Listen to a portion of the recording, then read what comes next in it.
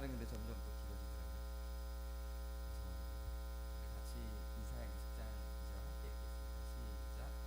그때 여호와께서 아모스의 아들 이사야에게 말씀하여 이르시되 갈지어다 내 허리에서 배를 끌고 내 발에서 신을 벗을지니라 하시매 그가 그대로 하여 벗은 몸과 벗은 발로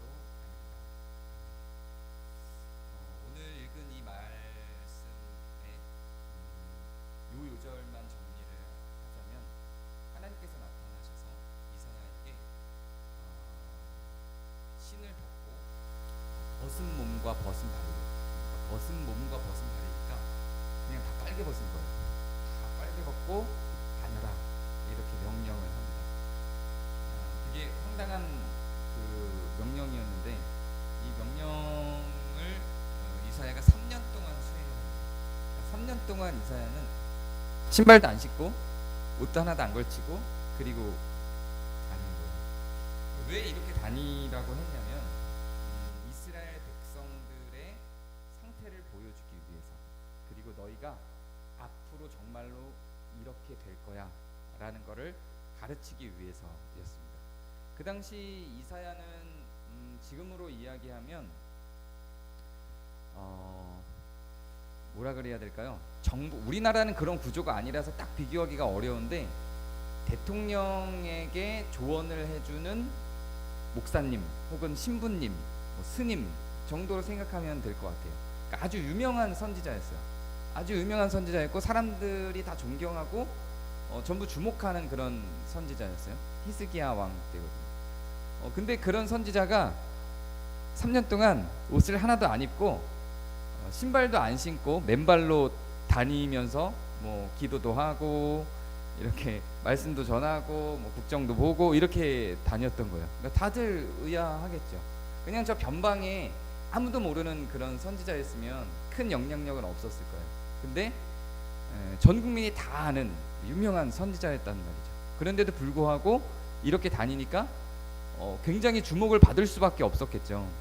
그렇게 주목을 할 때마다 이사야 선지자는 하나님께 들은 말씀을 전합니다. 이게 너희들의 상태고 너희들은 앞으로 실제로 이렇게 될 거야 이렇게 전합니다.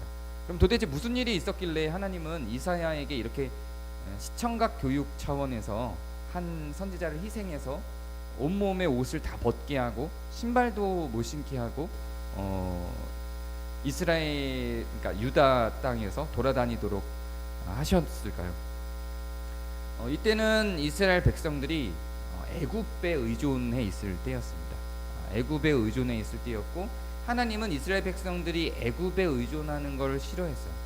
그래서 애굽에 의존하지 말라고 계속 이사야를 통해서 설교를 했습니다. 근데 이사야가 애굽에 의존하지 말라고 계속 이야기를 하는데도 불구하고 이스라엘 백성들은 계속해서 애굽에 의존했어요. 관심을 갖고 지켜봐야 할 건 이때 왕이 히스기야였습니다. 히스기야 왕의 통치하였는데도 불구하고 이스라엘 백성들은 애굽에 의존을 했어요. 히스기야도 마찬가지였다는 의미예요. 우리가 히스기야를 굉장히 좋게 바라보지만 히스기야가 통치하는 과정 중에 이런 실수들을 굉장히 많이 합니다. 그래서 왕을 비롯한, 심지어 의롭다고 평가되는 왕을 비롯한 백성들이 다 애굽에 의지한 것에 대해서 하나님은 이사야를 통해서 애굽에 의존하지 말라고 계속 이야기를 하는데도 불구하고 이스라엘 백성들은 계속 애굽을 의존하죠. 근데 그 애굽에 의존하기 전에 이스라엘은 아수르에 의존을 했습니다. 그래서 하나님이 이렇게 예언을 해요. 너희가 지금 애굽에 의존하는데 너희들은 곧 아수르에 의해서 애굽이 침공당할 것이고 애굽에 소속된 모든 나라 사람들은, 그리고 애굽의 산하에 있었던 모든 나라 사람들은 애굽인들과 더불어 아수르에 끌려가는데 벗은 몸과 벗은 발이 되어서 엉덩이를 다 드러낸 채로 아수르에 끌려가게 될 거야. 이렇게 예언을 합니다. 그러면 잘못 들으면 이렇게 생각할 수 있어요. 그러면 하나님은 아수르 편이신가? 그래서 잘못 생각하면 하나님은 이스라엘이, 유다가 아수르에게 굴복하고 아수르의 편을 들고 아수르 산하로 가기를 원하시나? 아수르의 산하에 있지 않고 애굽 산하로 간 것이 못마땅하신 건가? 이렇게 생각할 수 있어요. 그런데 그렇지 않습니다. 오늘 우리가 읽은 건 이사야서 20장인데 이사야서 10장만 가도 이스라엘 백성들이 아수르에게 붙어 있는 것을 또 하나님께서 경고를 주시면서 아수르에 붙지 마라 또 그렇게 말씀을 하시거든요. 그러니까 하나님은 이스라엘 백성들이 아수르에 붙는 것도 싫으신 거고 애굽에 붙는 것도 싫으신 거예요. 그럼 당연히 뭘 원하시겠어요? 하나님을 바라보기를 원하시겠죠. 그래서 이스라엘 백성들은 그런데 신기하게도 하나님의 백성이고 하나님의 이름으로 세워진 나라임에도 불구하고 하나님을 섬긴다고 이야기를 하고 우리식으로 얘기하면 매주 와서 모든 국민들이 예배를 드리는 사람들이었단 말이에요. 모든 종교 의식과 국가 공식 행사들이 다 하나님을 앙망하도록 되어 있는 구조였어요.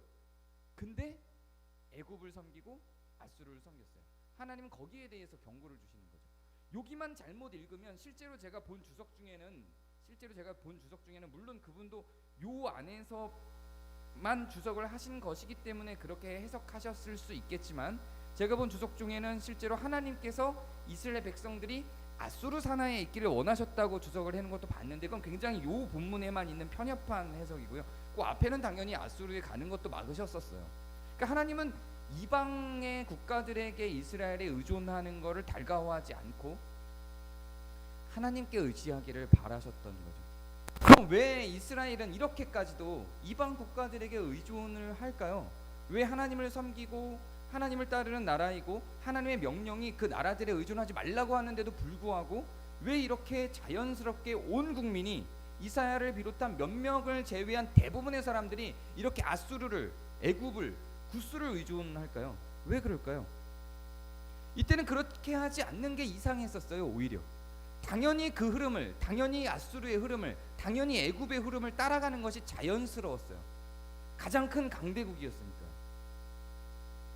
미국에서 무엇인가가 이제 시작이 되고 어떤 문화의 흐름이 발생을 하면 우리나라에 거의 다 흘러 들어오죠. 그것이 음악이든 심지어는 교회의 분위기, CCM, 또 교회의 구조, 교회의 문화 전부 미국에서 우리는 갖고 들어오죠. 학문도 마찬가지고요. 지금은 우리가 문화적으로 조금 약간 그 왕성해지고 어떤 측면에서는 미국을 넘어서기 시작하는 분야들도 있지만 대체적으로 대부분의 예술 문화 분야들도 다 미국에서 가져오죠. 학문, 예술, 정치, 심지어 교육 대부분 다 미국에서 무엇인가를 배워옵니다. 우리나라의 근본주의가 굉장히 만연하죠. 여기서 말하는 근본주의라고 하는 건 구원론에 있어서의 근본주의. 행위는 중요하지 않고 믿음만 있으면 된다라고 하는 발상. 사회와 교회는 단절되고 성도들은 사회에 참여하지 않아도 된다라는 발상. 정의와 공의와 사랑은 중요하지 않고 믿음만 있으면 된다라고 하는 이상한 편협한 발상들이 굉장히 우리나라 교회에 편협하게 많이 만들어져 있죠. 그렇지 않으면 더 이상하죠. 믿음 외에 다른 것들을 이야기하고 사회를 향해서 우리가 한 걸음 걸어 나가고 세상과 하나 되어져 가는, 세상 속에서 우리가 빛이 되고 세상 속에서 소금이 되는 그림으로 세상의 문제들에 관심을 갖는 그리스도인들에 대해서 오히려 비판하는 문화가 더 자연스럽죠. 지금 우리나라는. 그게 사실은 다 미국에서 왔어요. 미국이 갖고 있는 그 근본주의적 발상과 신학들이 우리나라로 다 흘러 들어와서 우리나라에 그게 일종의 정통이 되어 버렸어요. 이거는 기독교적 정통은 사실 아닙니다. 전혀 아니에요. 오래된 역사도 아니에요. 미국의 근본주의가 발생한 건 그리 오래된 역사도 아니에요. 100년, 150년?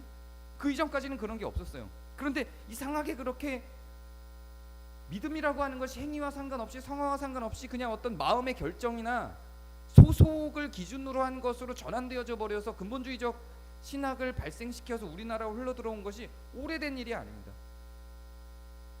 기독교의 전체 역사 속에서 아주 미비한 부분만 차지하고 있는 건데 지금 우리나라엔 그게 다 장악하고 있죠. 행위는 중요하지 않아. 사회에 어떻든 상관이 없어. 기독교만 크면 되는 것이고 인지적인, 의식적인 마음의 믿음만 있으면 삶은 어떠하든지 상관없는 신앙의 모양이 우리나라에 많이 들어와 있죠. 그게 다 미국에서 온 것들이에요. 미국이 한 60%는 이런 근본주의적 신앙을 갖고 있습니다. 그래서 이게 아니면 뭔가 잘못된 것 같은 느낌이 우리나라에는 실제로 존재를 합니다. 왜 그러는 걸까요? 왜 다 이렇게 미국을 따르는 걸까요? 그리고 이 신학이 마치 오래된 수천 년에 걸쳐 있는 기독교의 전통인 것처럼 우리는 또 이해하고 받아들이기도 하는데 그렇지도 않습니다. 오히려 종교개혁 당시에 주장되어져 온 것들이 지금 우리가 믿고 있는 것보다 훨씬 더 진보적인 이야기들이 굉장히 많습니다. 루터와 칼빈과 쯔빙글리가 했던 말들이 지금 우리가 생각하는 것보다 훨씬 더 진보적이라고 이해되는 것들이 많아요. 유럽 교회들은 그렇지도 않아요.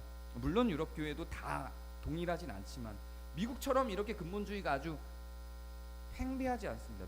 믿음과 행위를, 교회와 사회를 구분해서 이렇게 갖고 가지 않아요. 그런데 왜 이렇게 됐을까요? 미국이니까요. 미국이니까 맞는 거죠. 미국이 그랬다니까 가는 거예요. 그런 게 우리나라 사람들에게만 있는 건 아니에요. 이스라엘 백성들에게도 그게 있었던 거예요. 이해를 쉽게 하기 위한 거죠. 그리고 저는 지금 이 예를 들면서 국가에 대한 이야기를 하는 것도 아닙니다. 우리가 미국을 따라가지 말자라고 이야기하는 것도 아니에요. 그냥 인간에 대해서 이야기하는 거예요. 왜 인간들은 이렇게 거대한 나라, 더 강력한 나라, 뭔가 훨씬 더 안정된 나라가 주장하는 것에 귀를 기울이고 그걸 따라가는 경향이 있을까요? 여기에는 욕망이 있는 거예요. 크니까 괜히 커진 게 아닐 거고, 크니까 정답일 것 같고 라는 발상에서 나오는 것들이죠.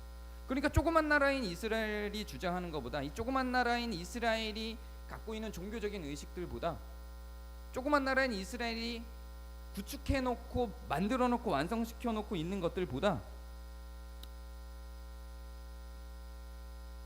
그 거대한 나라인 아수르가 또 애굽이 만들어놓고 있는 것이 훨씬 더 그럴듯해 보이는 거죠. 그래서 종교활동은 종교활동대로 하나님을 섬기면서 실제로 그들의 문화와 관습과 생각과 사상과 이런 것들은 전부 다 애굽을 따라가고 아수르를 따라갔던 겁니다. 하나님은 그거를 경계하셨던 거죠. 그리고 그 모습을 보고 벗은 몸과 벗은 발로 비유를 해주신 겁니다. 이사야를 희생시켜서. 그리고 실제로 나중에 포로로 잡혀가서 아수르의 벗은 몸과 벗은 발과 드러난 엉덩이를 보이면서 포로가 되어져 버리는 결과들이 나중에 나타나기도 합니다. 하나님은 아수르의 편도 아니고 애굽의 편도 아닙니다. 어떤 편을 들고자 한 게 아닙니다. 아수르를 통해서 애굽을 따르는 이스라엘을 친 것은 분명하지만 그렇다고 아수르 편을 든 게 아니라 인간의 욕망에 대해서 경계를 하고 있는 거예요. 아수르를 따라가는 이스라엘 백성들의 그 마음의 경고를 보낸 거예요. 거대한 나라인 애굽을 따라가는 이스라엘 백성들의 그 마음의 경고를 보낸 거예요. 그들의 마음이 얼마나 발가벗겨져 있는 것인지, 그리고 그들의 마음이 얼마나 발가벗겨질 것인지에 대해서 이야기를 하고 있는 겁니다. 성경이 오묘한 것은 뭐 이런 이 시대의 어떤 문화적인 결혼 관습이나 어떤 행사에 대한 관습이나 종교적인 관습이나 이런 가족 중심적인 관습이나 이런 걸 이야기하는 게 아니라 하나님이 이스라엘에게 접근하고 하나님이 가르치는 그 본질적인 본연의 내용을 보면 정말로 적나라하게 이때뿐만 아니라 지금까지도 잘 적용이 되고 그대로 비유될 수 있는 내용들이에요. 하나님이 왜 아수르에게, 애굽에게 의탁하는 이스라엘 백성들을 그렇게 경멸하고 그렇게 경고를 주고 그러면서도 포기하지 않고 그렇게 질책하면서도 놔주지 않았는지, 이 하나님의 마음과 이런 하나님의 선택과 이런 하나님의 결정과 이런 하나님의 말씀들이 지금 시대에도 동일합니다.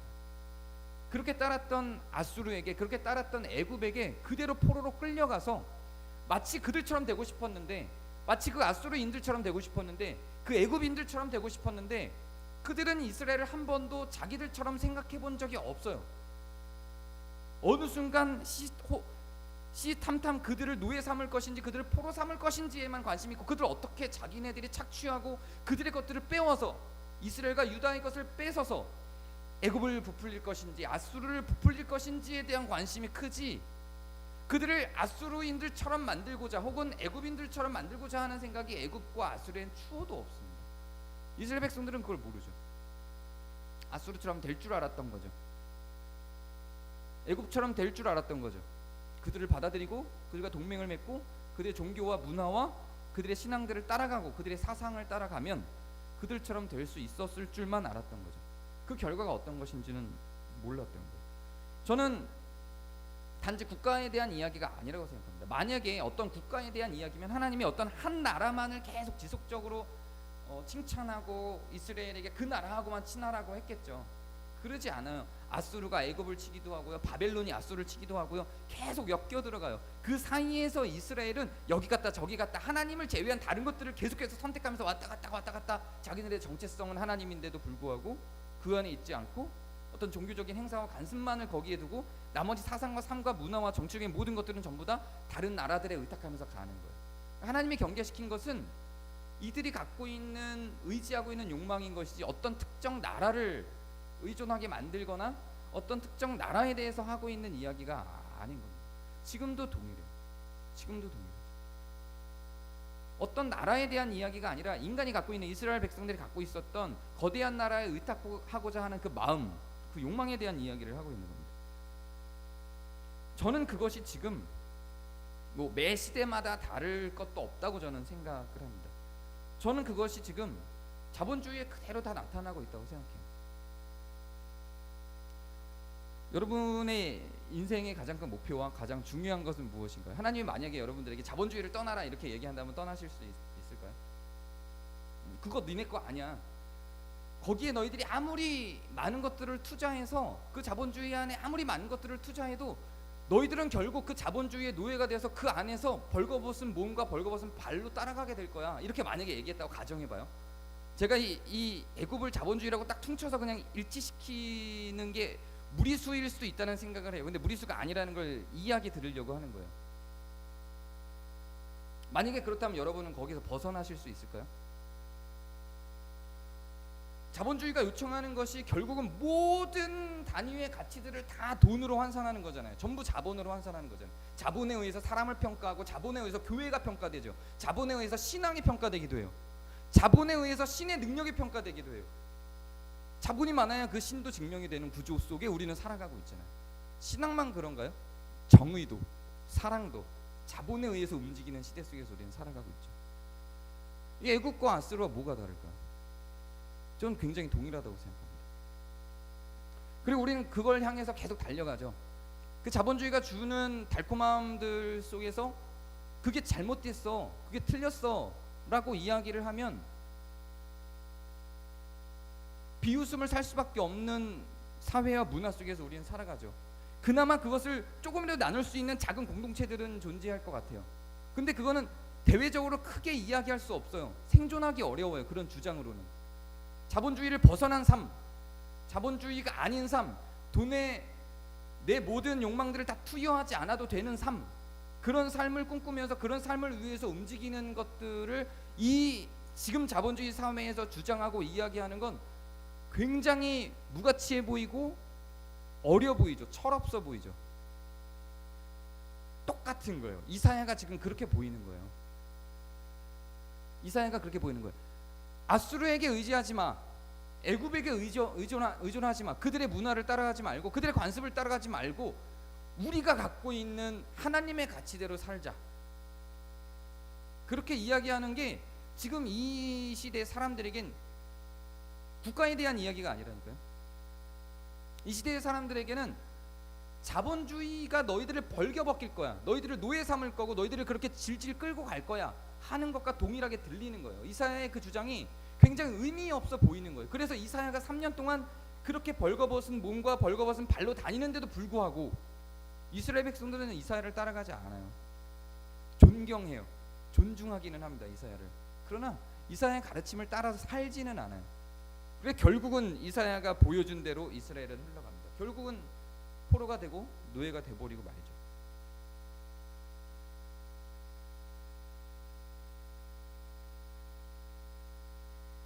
우리를 살려줄 거라고 생각했던, 이스라엘 백성들을 살려줄 거라고 생각했던, 이스라엘 백성들의 생명줄이 될 거라고 생각했던 애굽이 결국은 멸망합니다. 그리고 이스라엘 백성들의 생명줄이 될 거라고 생각했던 아수르가 이스라엘 백성들을 다 발가벗기고 벗은 몸과 벗은 발을 만들고 엉덩이를 보이게 하고, 제가 엉덩이라고 말하는 건 제 입이 아니에요. 제 표현이 아니에요. 성경에 계속 읽으면 그 내용들이 나와서 하는 말이에요. 보이게 하고 질질 끌고 간다는 말이에요. 그렇게 된다고요. 세상이 주는 가치는 시시각각 변합니다. 어떨 때는 제국으로, 어떨 때는 명예로, 어떨 때는 출세로, 어떨 때는 관직으로, 지금은 돈으로. 세상이 주는 가치는 시시각각 변합니다. 뭐 이렇게 이야기할 수도 있겠죠. 그러면 돈을 아예 벌지 말고 살으라는 이야기입니까? 뭐 그런 이야기는 아니죠. 이스라엘에게 애굽하고 전쟁을 하라는 이야기입니까? 뭐 아수르하고 전쟁을 하라는 이야기입니까? 그런 이야기는 아니죠. 그런 이야기를 하는 게 아니에요. 그들이 하나님의 가르침과 하나님의 신앙과 하나님을 향한 마음들을 포기하고 구스와 애굽과 아수르가 갖고 있는 문화와 종교적인 활동들을 같이 하며 그들의 신상들을 성전 안으로 끌어들이는 그 모든 이스라엘 백성들의 행태들에 대해서 하는 이야기인 거예요. 애굽이라는 존재 자체를 없애라, 아수르를 공격해서 무너뜨려라라는 이야기가 아니고, 자본주의에 저항해서 자본주의를 무너뜨려라라는 이야기가 아니라, 우리는 그것과 상관없이 사는 사람들이라는 이야기를 하는 거예요. 구스가 어떠하든 애굽이 어떠하든 아수르가 어떠하든 그 우리들의 이스라엘 백성들의 삶의 형태와 문화와 신앙과 생각과 사상과 모든 생활 습관들은 하나님의 율법과 하나님이 가르치시고 하나님이 끌고 인도하시는 그 영역 안에서 벌어지는 것이라고 가르치신 것처럼, 우리도 마찬가지로 지금 이 시대를 지배하고 있는 이데올리가 그것이 무엇이든, 그것이 공산주의든 자본주의든 민주주의든 모든과 상관없는 거예요. 우리는 상관없이 하나님의 가르침 안에서 하나님이 우리에게 가르쳐주신 공의와 공평과 하나님이 우리에게 가르치신 빛과 소금의 역할로서 세상은 존재할 뿐인 것이고, 우리는 그렇게 세상에 침투하는 자들이고, 우리는 그렇게 하나님의 백성으로서 세상을 향해서 나아가는 자들이지, 그렇게 세상에 귀속되고 소속되고 거기에 영향을 받는 자들이 아니라고 하는 말을 이사야를 통해서 보여준 거예요. 그들 앞에서 너희는 벌거벗은 존재들일 뿐이야라고요. 이스라엘이 갖고 있는 하나님의 신적 권능과 하나님을 향한 신앙들을 잃어버리면 그 안에서 남는 게 없어요. 벌거벗은 자들인 거예요. 그 아수르가 갖고 있고 애굽이 갖고 있던 그 영광스러움이 이스라엘 백성들의 것이 결코 아님에도 불구하고, 이스라엘 백성들은 그 영광스러움 가운데에서 비슷하게 누리고 향유하면 그것이 자기네들 것으로 자꾸만 착각을 했지만, 결과적으로 그들에게 돌아온 것은 아무것도 남는 게 없어요. 벌거벗은 몸만 남는 거예요. 까놓고 걸어가는 엉덩이만 남을 뿐이고, 신발을 잃어버린 벗은 발만 남을 뿐인 것처럼, 우리한테도 우리가 무엇을 추구하든 그것이 성경이 의미 있게 바라보고 하나님께서 우리에게 가르치고 성경이 우리에게 가르치는 바가 아니라면 결국 우리는 그 안에서는 까발려질 수밖에 없는 존재예요. 벗은 몸이 되고 벗은 발이 된 채로 포로로 그렇게 끌려갈 수밖에 없는 존재가 될 거다라고 이야기를 하는 겁니다.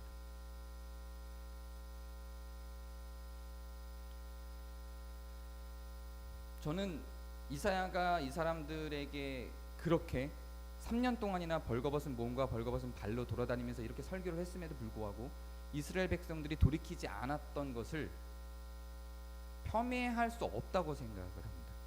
저는 충분히 가능한 일이고 이해할 수 있다고 생각해요. 왜냐하면 그때는 다 그랬으니까. 이사야를 제외하고는 다 그랬으니까. 모르죠. 성경에 기록되지 않았지만 엘리야에게 말한 것과 같은 7천 명이 또 있었을지는 모르겠지만 아주 미비한 7천 명인 거죠. 대부분의 이스라엘 백성들은 그냥 그렇게 다 살았으니까. 그게 당연한 삶이었고, 그렇게 하지 않고는 생존할 수 없었을 거예요. 애굽에게 의탁하지 않고는, 아수르에게 의탁하지 않고는 생존할 수 없었을 거예요. 그냥 생존할 수 없었을 거라고 생각을 했지만 사실은 그렇게 하지 않았어도 하나님이 도우셔서 생존했을 거야가 아니라 실제로 생존하지 못했을 수도 있어요. 그들이 아수르와 애굽을 떠나고 하나님이 가르치신 사사기적 삶으로 살아가지 않았기 때문에, 그런 삶을 이들이 보여주지 않았기 때문에, 사실 하나님의 뜻대로 살아간 이스라엘 백성들의 삶은 성경에 등장하지 않았기 때문에, 만약에 이스라엘 백성들이 아수르를 따르지 않고 애굽을 따르지 않고 구스를 따르지 않고 정말로 하나님이 원하시는 국가를 만들어서 왕이 없는 나라를 만들어서 약하다 할지라도 정의롭고 공의롭고 사랑하는 나라를 만들어서 그렇게 살아본 적이 없기 때문에, 이스라엘 역사 속에서 그런 적이 없기 때문에 정말로 그렇게 살았을 때 어떻게 됐을지 사실 장담할 수 없는 거예요. 정말 찌들리게 가난한 나라였을 수도 있어요. 그렇게 살았을 때 하나님께서 가르치신 대로 그렇게 살았을 때 이스라엘은 정말로 변방이 아주 찌들려 있는 가난한 나라였을 수도 있어요. 그렇게 해서 오히려 애굽에게 붙었을 때보다 가진 것이 더 없는 나라였을 수도 있어요. 아수르의 포로로 간 것보다 더 피폐한 나라, 아주 기아에 허덕이는 나라, 어떤 경제 활동도 할 수 없는 나라였을 수도 있죠. 그렇게 살아본 적이 없기 때문에 우리는 상상하기 어려워요. 그렇게 살았을, 그렇게 정의롭고 공의롭고 사랑하는 하나님의 가르침대로 살았던 이스라엘의 역사를 성경은 기록하지 않고 있기 때문에 정말로 그렇게 살았을 때 이스라엘은 어땠을까? 우리는 상상하기 어려워요. 추론을 해보자면 지난주에 우리가 나눴던 요시야 왕 한번 생각해보세요. 요시야 왕, 거의 유일하게 성경 전체에서 하나님의 뜻을 잘 따라서 살았던 요시야 왕, 결국 말년은 애굽의 속국이 되어버린 거죠. 결국은 애굽의 속국이 됐어요. 하나님의 뜻대로 살았더니 그 결과는 애굽의 속국이 됐어요. 이상하죠. 이게 하나님의 이상한 역사예요. 그럼에도 불구하고 요시야 왕 때처럼 이스라엘이 계속해서 어떤 나라에도 의존하지 않고 그렇게 하나님의 뜻대로 하나님의 공의대로 이스라엘 쭉 모든 역사를 끌고 갔다면 어떤 일이 벌어졌을지는 모르는 겁니다. 그래서 장담할 수 없어요. 하나님의 뜻대로 살지 않아서 포로로 끌려갔다라고 말할 수도 없다는 얘기예요. 하나님의 뜻대로 살았어도 포로로 끌려갔을 수도 있어요. 차라리 포로로 끌려가는 게 더 나았을 법한 나라였을 수도 있어요. 그건 모르는 거예요. 그래서 이렇게 말할 수는 없어요. 자본주의적인 삶, 자본주의가 요구하고 요청하는 삶, 돈을 위해서 친구와 가족과 교회와 의로움과 정의와 사랑들이 포기되어져도 되는 삶, 그런 삶을 포기하면 더 많은 돈을 준다, 이런 게 아닐 수 있다는 거예요. 피폐할 수 있어요. 훨씬 더 피폐할 수 있어요. 지금 우리가 자본주의가 요구하는 대로 살아가는 삶보다 훨씬 더 망가질 수도 있죠.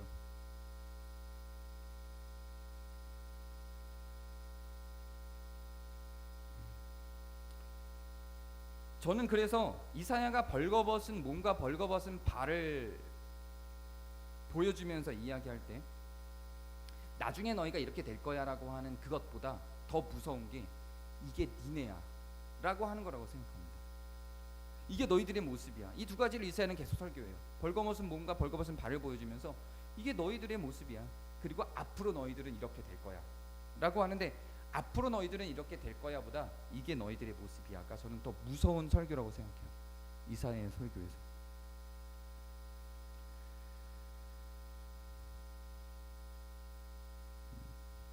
마지막 계시록을 보면 결국 금빛 찬란한 바벨론은 멸망합니다. 계시록을 크리스천들에게 매우 어려운 것으로 해석하시는 분들이 많지만 저는 그렇게 해석하지는 않습니다. 물론 그렇게 해석해도 무리가 없을 만큼 너무 상징적이고 비유적이기 때문에 단정지어서 계시록을 해석하기는 어렵습니다.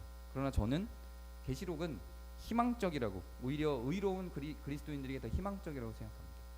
계시록에 의하면 바벨론, 결국 금으로 가득 찬 그 바벨론은 멸망하고 사라지고 정의로 가득 찬 나라가 되는 것으로 이 세상의 끝을 그려내고 있습니다.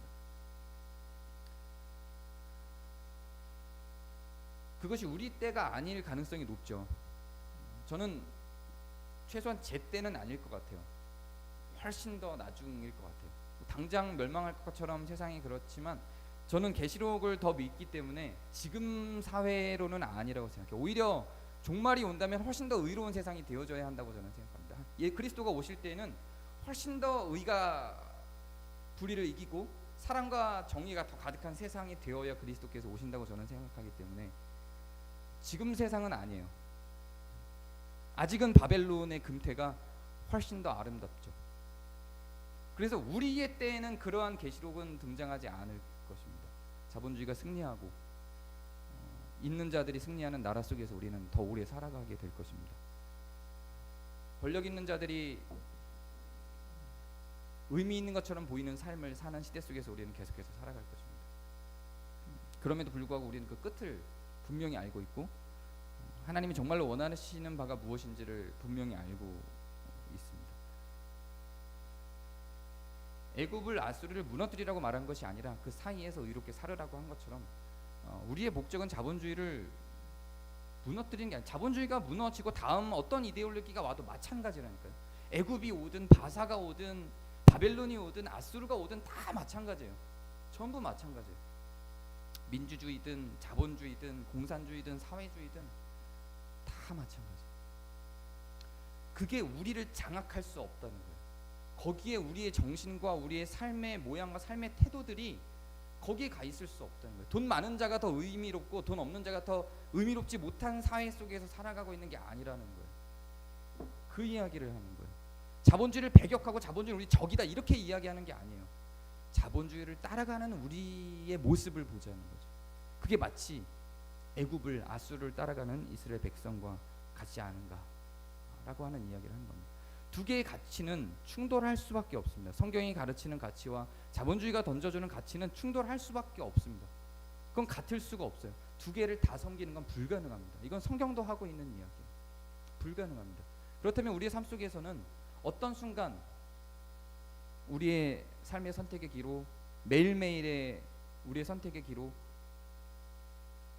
우리의 재정에 사용되는 방향성, 우리가 시간을 투자하고 관심을 갖고 우리가 무엇을 읽는가에 투자하는, 우리가 무엇을 보는가에 투자하는 그 모든 시간들, 이런 것들을 이야기하는 거예요.